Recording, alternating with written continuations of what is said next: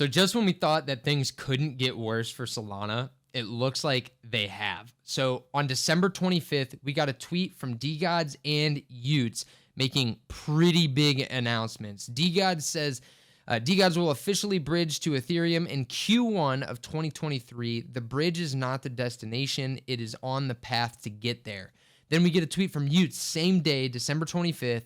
Utes will officially bridge to Polygon in Q1 of 2023. So this is a huge deal for Solana. These are two of the biggest NFT projects on the Solana ecosystem leaving the ecosystem and going to other chains.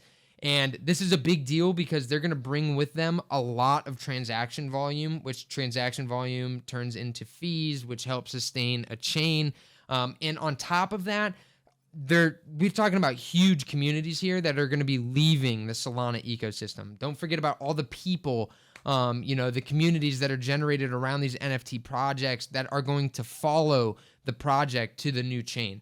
You're going to have some diehards that stay behind, sure, but ultimately, like I said, you're going to lose a lot of people that decide to migrate, which is a big deal for Solana currently because they're not exactly in the state to be able to, sustain big changes like this because Solana has been getting absolutely hammered by FTX and the whole Sam Bankman-Fried thing because don't forget, FTX was a huge proponent of Solana. They were a big investor in the space. They held lots of SOL tokens. So now with them out of the picture, Solana is taking a massive hit. I mean, if we go and we look at the price, we're sitting at a SOL price of 959, which is way down from the highs of about 260 that we saw a year ago. So getting absolutely pummeled. And it seems like it's been continuing that way because the bad news just keeps coming. If we take a look at the dash here, you can see that Utes is the top NFT project on Sol. It's done 879,000 SOL in volume over the last 30 days, and DGods is behind them, doing about 527,000 in SOL volume over the last 30 days. So again, all that volume is going to be leaving Solana from these projects and going to other chains, which again results in lower fee income for the chain, which again, given the time that we're in right now and everything going on, Solana can't really afford this. Now, with that being said, I don't think Solana is going to fail here. I think that this is going to be a massive setback, but I do not think it is going to fail. We can see here, Vitalik even tweeted today, he says that some smart people tell me there is earnest, smart developer community in Solana, and now that the awful opportunistic money people have been washed out, the chain has a bright future. Hard for me to tell from outside, but I hope the community gets its chance to thrive. So Vitalik believes in the Solana ecosystem going forward, which is a big deal when he's a competitor chain. I mean, he's helping, he's running Ethereum. So for him to come out and in support of Solana, I think is good showmanship for Vitalik, or not showmanship, but I think it's a good move because ultimately a chain going under is not good for anybody. Okay. Everyone always roots for these chain wars, I hope your chain goes under.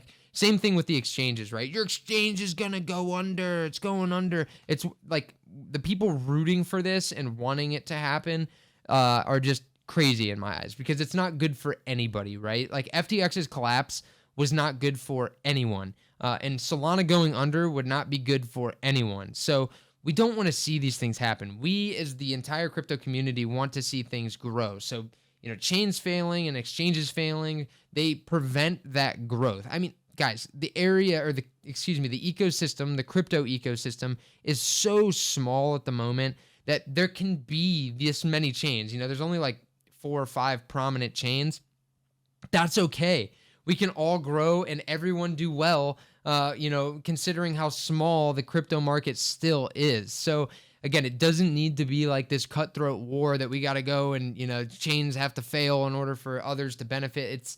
It doesn't have to be that way, and it's not good because it drives other people away from wanting to get involved, right? If you get burnt on a chain and you lose your money, you're probably not going to want to think about crypto for a while.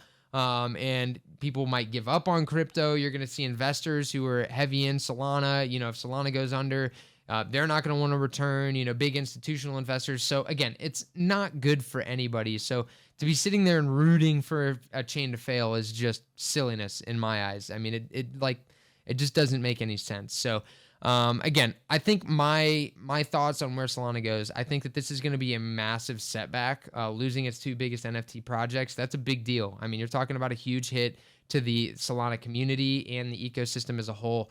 And so they're going to have to, I think they're going to have to get pretty creative here going forward and really launching good value projects, because one of the things that Solana has been notorious for, and this isn't necessarily Solana's fault, it's more the investors and projects within the ecosystem, is that they have been venture capital. It's been a venture capital farm, right? Like venture capitalism, I think, came in and absolutely decimated the retail holders on the Solana ecosystem. And now look, I don't want you guys to think that I am like ridiculing Solana and that I'm a Solana hater. I'm not. Again, I want to see every chain thrive. So please do not think that like I'm out to get Solana. That's not the case at all. This is just from my observation in the past. You know, it's heavy. It had heavy VC involvement. And I think a lot of that is to do with FTX. So I think that while, like I said, the FTX collapse isn't good for anyone, I do think that maybe that's one of the silver linings, is that because FTX is out of the picture and Alameda's out of the picture, that they'll hopefully, fingers crossed, be better value there for people to invest in tokens without having to worry about getting dumped on by these absolutely massive VCs that were just sucking the value out of the Solana market. I mean, even through last bull market, you could go back and look in the Solana ecosystem and see that tokens were not performing well. Like after Solana took off like a rocket, when it started to come back down, the whole ecosystem pretty much died and tokens fell off a cliff. And a lot of that was because the unlock periods came up and VC investors just started dumping. So again, in a sense, I think there is going to be some benefit to Solana's ecosystem for not having the huge VC involvement that we've seen. Now, with that being said, VCs do serve a big purpose, right? So teams aren't going to be able to go to Sam and ask for money anymore if they need it, right? And the chain can't rely on Sam to be their piggy bank anymore. So that funding is gone. That safety net is gone for Solana in the ecosystem as far as like funding the teams and development. So really going forward, it's only going to be the projects that truly provide value that survive.